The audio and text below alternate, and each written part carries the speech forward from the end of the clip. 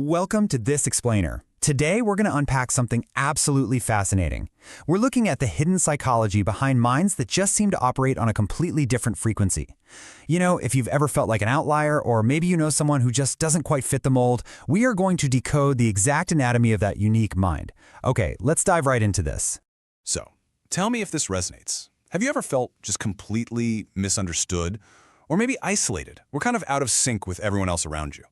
We often look at highly intelligent or incredibly deep-thinking people and just assume, oh, their lives must be so easy. But the reality is actually way different.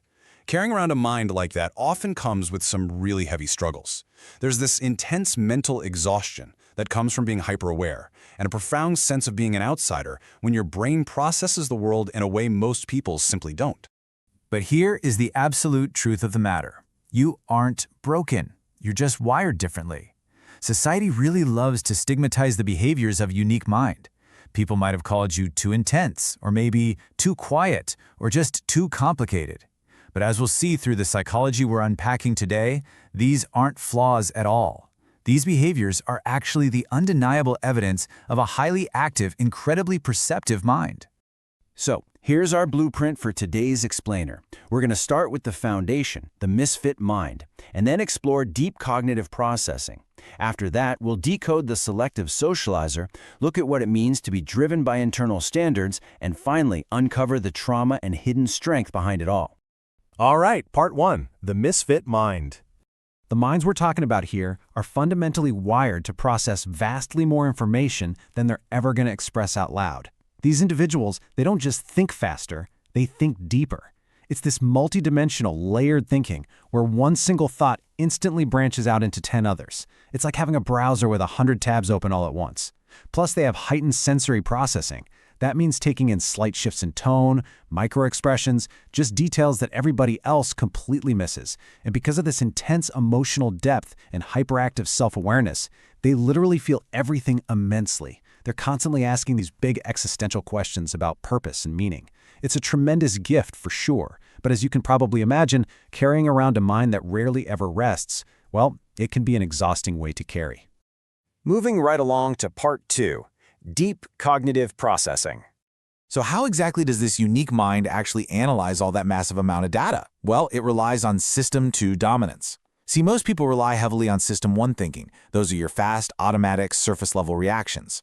But the misfit mind, they naturally pause, analyze, and reflect way before they ever react. They aren't rushing their decisions, they're refining them. They actually prefer slow, analytical, abstract thinking. This is exactly why they're often the quietest people in the room. Their brains are just super busy processing all the details internally before they ever speak a single word. And this brilliantly illustrates why deep thinkers are just so creative.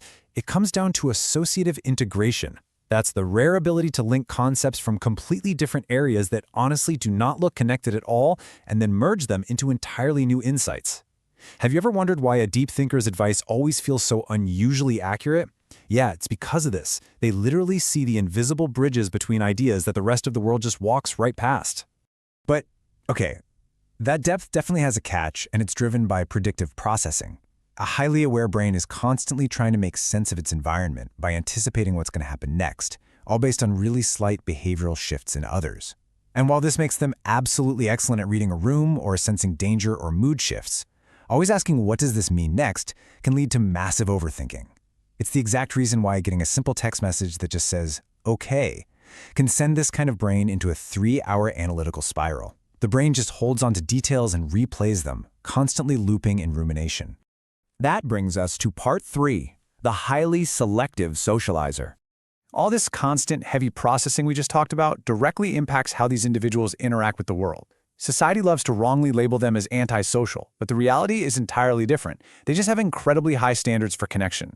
For them, small talk isn't just boring, it's practically an energy vampire. And because they have highly sensitive nervous systems, they burn way more energy during social contact, which literally means they need longer recovery times alone.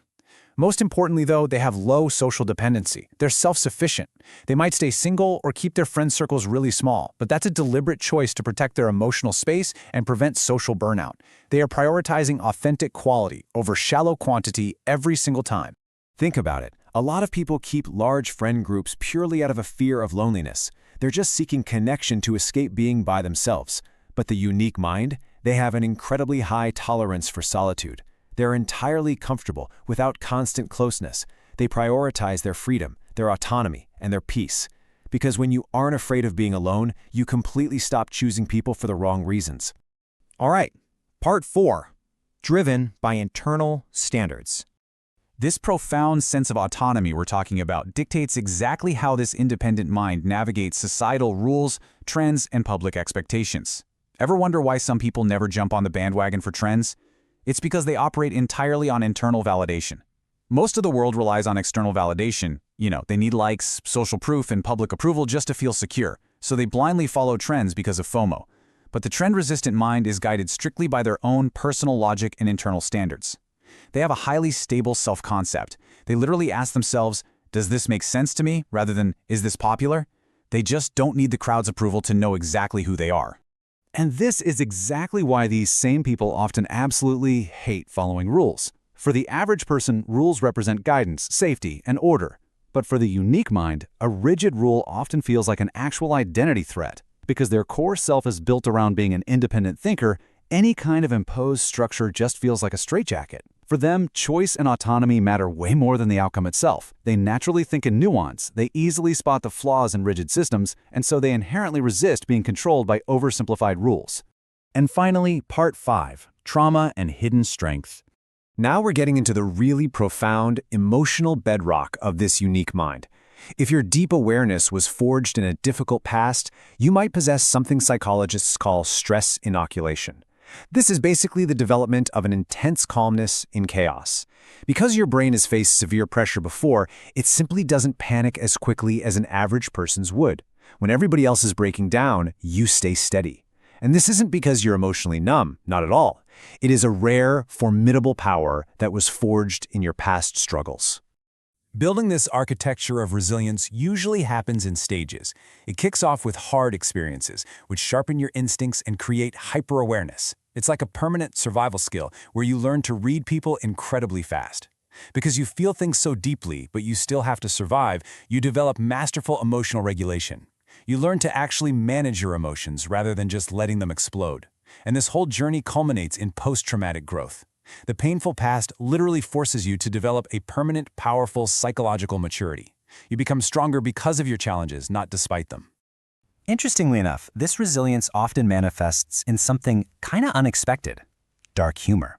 Yeah, if you tend to laugh at things you supposedly aren't supposed to, it's not a sign of cruelty. Actually, scratch that. It's a highly intelligent coping mechanism. Processing dark humor requires that exact same System 2 abstract thinking we talked about earlier. It acts as a brilliant tool for emotional regulation, allowing your brain to manage heavy, chaotic emotions instead of getting overwhelmed by them. It shows a high self-reflective capacity and once again is driven entirely by internal logic rather than just following the social trend of what is quote-unquote acceptable to laugh at. So the absolutely crucial point here is this: it isn't luck, it's psychology. The very behaviors that society so often stigmatizes, being a selective socializer, overthinking, resisting rules, finding deep comfort in solitude, and even using dark humor, those are actually the undeniable markers of an advanced, resilient, and deeply unique mind. I want to leave you with one final thought today. Now that you actually understand the hidden architecture of your own mind, how are you going to use your unique wiring as your greatest strength? Remember, you aren't broken. You possess a really rare kind of mental flexibility and emotional strength. Thank you so much for joining me for this explainer. Keep analyzing, keep exploring your own psychology, and I'll catch you next time.